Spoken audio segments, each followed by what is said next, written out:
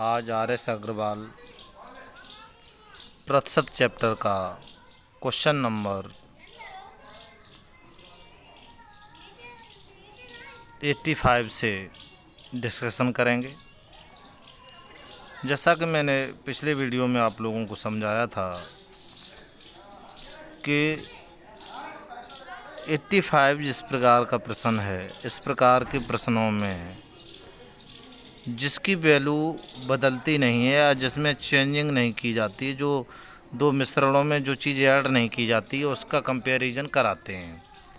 जैसे 85 नंबर प्रश्न में दिया है, चीनी तथा पानी के 12 लीटर घोल में 4% चीनी है। घोल को गर्म करके वाष्प द्वारा 2 लीटर पानी उड़ा दिए जाने पर शेष घोल में कितने प्रतिशत चीनी है। तो प्रश्न को पढ़ कर के पता चला कि पानी की मात्रा में कमी और वृद्धि हो रही है, इसलिए जो भी हम कंपैरिजन करेंगे, तुलना करेंगे, वो पानी की उसकी नहीं करेंगे, मुझे चीनी के प्रतिशत से ही तुलना करनी है।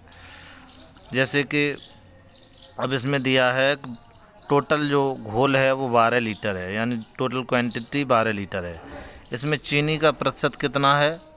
चीनी का प्रतिशत 4% है। इक्वल में उसने बताया गया कि 2 लीटर पानी उड़ा दिया गया, तो अब जो घोल बचा वो कितना लीटर बचा? 10 लीटर। अब चीनी 10 लीटर में कितने प्रतिशत हो जाएगी, ये पूछ रहा है कि चीनी कितने प्रतिशत हो जाएगी।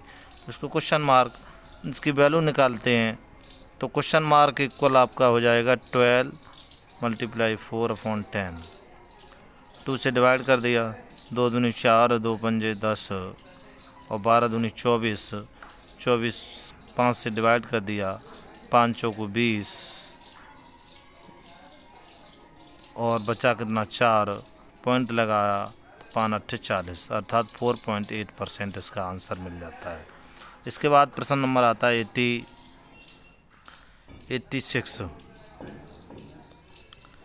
86 नंबर प्रश्न को रीड करते हैं। 86 नंबर प्रश्न में दिया है, 40% एल्कोहल में 5 लीटर विलयन में 1 लीटर पानी डालने पर नए विलयन में एल्कोहल की मात्रा कितनी है। तो ध्यान दो, एल्कोहल में कोई चेंजिंग नहीं हो रही है, उसमें पानी जो मिलाया जा रहा है, तो पानी की कंपैरिजन इसमें नहीं कराएंगे, एल्कोहल के प्रतिशत से ही कंपैरिजन करानी पड़ेगी। तो ध्यान देंगे, जैसे कि पानी टोटल जो आपका मिश्रण है वो अभी इस समय 5 लीटर है और उसमें एल्कोहल कितना है? 40%। आगे उसमें 1 लीटर पानी डालने पर तो अब मिश्रण हो गया 6 लीटर। 1 लीटर जब पानी ऐड करेंगे 5 लीटर में तो यहाँ हो जाएगा 6 लीटर। एल्कोहल का प्रतिशत पूछ रहा है, वो आपको मालूम नहीं है, तो एल्कोहल का प्रतिशत क्वेश्चन मार्क मान लिया, तो आपका निकाल लेते हैं। Question mark equal 5 × 40/6। 2 से डिवाइड कर दिया, ये आपका हो गया 20, ये 2 से डिवाइड किया 3 और 25 जा 100 हो गया, 20 पंजे 100, 3 से डिवाइड किया तो 3 3 9 और आपका 3 3 9 बचा 1/3% इसका आंसर हो जाता है। अगला प्रश्न 87 नंबर प्रश्न जो दिया है, इसमें बोला गया है 50% एल्कोहल की मात्रा वाले 9 ग्राम शेविंग लोशन में कितने ग्राम पानी मिलाया जाए कि लोशन में एल्कोहल की मात्रा 30% हो जाए। अभी जो टोटल जो लोशन है उसका वज़न दिया है आपका 9 ग्राम। इसमें इसका प्रतिशत जो दिया है वर्तमान में एल्कोहल का वो 50% है।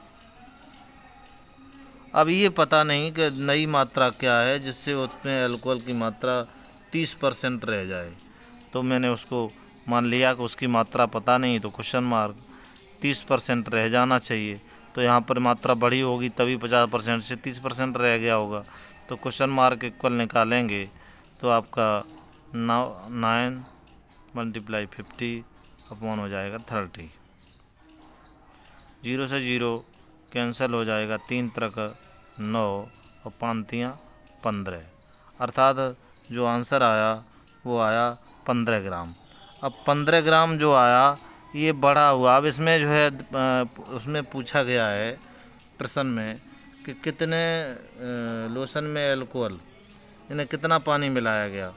तो अब जो भी 9 पहले 9 मिश्रण था, अब 15 मिश्रण हो गया है, तो जो ऐड किया गया वही तो बड़ा होगा।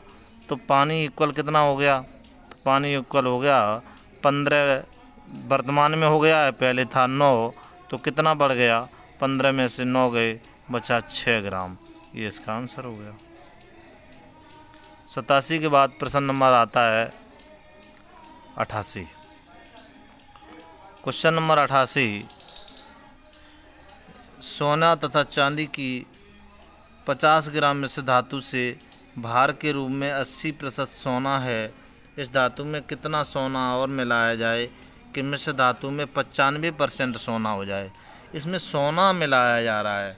जब सोना मिलाया जा रहा है तो इसका हम सोने के प्रतिशत का कंपैरिजन दोनों पक्षों में RHS LHS में नहीं करा सकते हैं। सोने के साथ जो दूसरी धातु मिली हुई है चांदी, उसका कराएंगे। 50 जो वजन है अभी मिश्रण है वो कितना है, 50 ग्राम। अब जब यदि सोना 80% है तो चांदी कितने परसेंट होगी, 20%, क्योंकि कोई भी मिश्रण जो होता है वो 100% होता है, तो चांदी 20% होगी। आगे उसने बोल दिया है कि कितना जो है सोना मिलाया जाए कि 95% हो जाए। तो अब कितना सोना मिलाया जाए, यानी बाहर वजन तो मुझे मालूम नहीं है, क्वेश्चन मार्क मान लिया, लेकिन अब 95% सोना कर रहा है तो चांदी कितने परसेंट रह जाएगी, ओनली 5% रह जाएगी। 5 से काट दिया, 5 एकम 5, 5 से काट दिया तो आपका जो आंसर क्वेश्चन मार्क इक्वल निकल के आया वो 200 ग्राम आ गया। अब ध्यान दो, कोई मिश्रण था वो 50 ग्राम था, वो हो गया 200 ग्राम। तो उसमें जो मिलाया गया सोना, जो सोना मिलाया गया या अतिरिक्त सोना या मिलाया हुआ सोना वो कितना है, मिलाया हुआ जो सोना है वो आपका आ जाएगा। इसमें से जो टोटल जो 200 ग्राम आया है, इस 200 ग्राम में से जो पहले था मेरे पास उपलब्ध वो माइनस कर देंगे, अर्थात आंसर आ जाता है 150 ग्राम। यही इसका सही आंसर है। अगला प्रश्न 88 के बाद आता है 89। 89 नंबर प्रश्न में सेब के मूल्य में 25% कमी होने पर एक ग्राहक को 240 में 2 किलोग्राम अधिक सेब मिलते हैं। घटा हुआ मूल्य प्रति किलोग्राम कितना है। एग्जाम्पल में भी मैंने इसमें का एक प्रश्न करा के डिस्कशन किया था, लेकिन चलो इसको एक बार पुनः समझाते हैं। मैंने आपको इसका कॉन्सेप्ट बताया था, जब कभी भी टोटल रुपए में जितना अतिरिक्त मात्रा आ जाए वह भी एक डिफरेंस होता है, तो 25% कमी ये भी एक डिफरेंस है। तो टोटल आपका 240 जो आपका जो मूल्य है वो मूल्य दिया है 240 रुपये, और जो कमी हुई है, कमी प्रतिशत दिया है, उसके मूल्य में जो कमी प्रतिशत हुआ है वो दिया है 25%। ठीक है। उधर जो अतिरिक्त आया है, अतिरिक्त जो सेब आ गए, अधिक सेब आ गए हैं, वो आ गए 2 kg। तो हम इसका 25% निकालते हैं, किसका, 240 का। 240 का यदि 25% निकालेंगे तो 240 गुणा 25/100 आ जाएगा। इसको सॉल्व कर देंगे तो 25 चौक 100 और 4 छंग 24, अर्थात आपका 60 रुपये निकल के आता है। उधर दिया ये कि 2 kg जो है अतिरिक्त आ जाता है, इधर जो है जो कमी आ रही है वो 60 रुपये की आएगी। इसका मतलब जो 2 kg का जो मूल्य है, 2 kg सेब का, वो कितना है, 60 रुपये है। तो 2 kg का जब 60 रुपये है तो 1 kg का प्रति kg मूल्य पूछ रहा है, तो 1 kg सेब का मूल्य बताइए। तो 1 kg सेब का मूल्य हो जाएगा 60/2, अर्थात 30 रुपये kg। यही आप इसका नया मूल्य होता है। ये इसका आंसर है, 30 रुपये प्रति केजी। इसका आंसर मिल जाता है। 89 के बाद प्रश्न नंबर आ जाता है आपका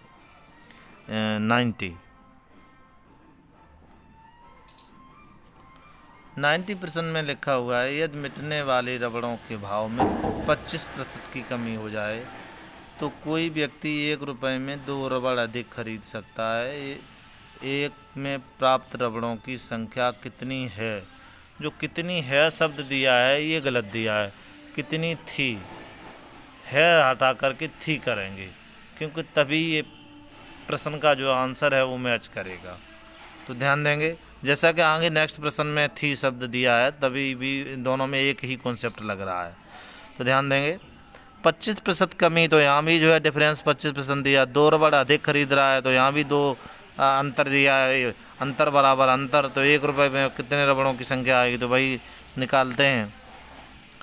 25% है, 25% का मैंने प्रतिशत हटाया यदि, तो 25 से कम 25, 2500 को 100, यानी 1/4 बराबर दिया है, 2 रबड़ अतिरिक्त आ जाती हैं। तो 1 बराबर कितना हो जाएगा? 4 दूनी 8, यानी जो वर्तमान जो है रबड़ों की संख्या जब 25% मूल्य कम हो गया है तो 8 आना प्रारंभ हो गई। तो वो पहले कितनी आ रही थी ये पूछा गया है, तो 2 अतिरिक्त आई। इसका मतलब जो पहले पूर्व का जो रेट था या पूर्व का जो मूल्य था, पूर्व में जो उनकी क्वांटिटी थी वो 8 - 2, क्योंकि 2 अतिरिक्त आई हैं तो 2 इसमें से जो माइनस कर देंगे, जो वर्तमान में 8 आ गई हैं, तो आपका आंसर हो जाता है 6 रबड़। 6 रबड़ इसका आंसर होता है। इसी प्रकार से 91 प्रश्न नंबर है, इसमें भी आपका 33 होल 1.3 दिया है। इसका होल ख़त्म करेंगे तो 33 तियाँ आपका हो जाएगा 99, 100/3 हो जाएगा, 100/3, और आपका प्रतिशत ख़त्म करेंगे तो आ जाएगा 100।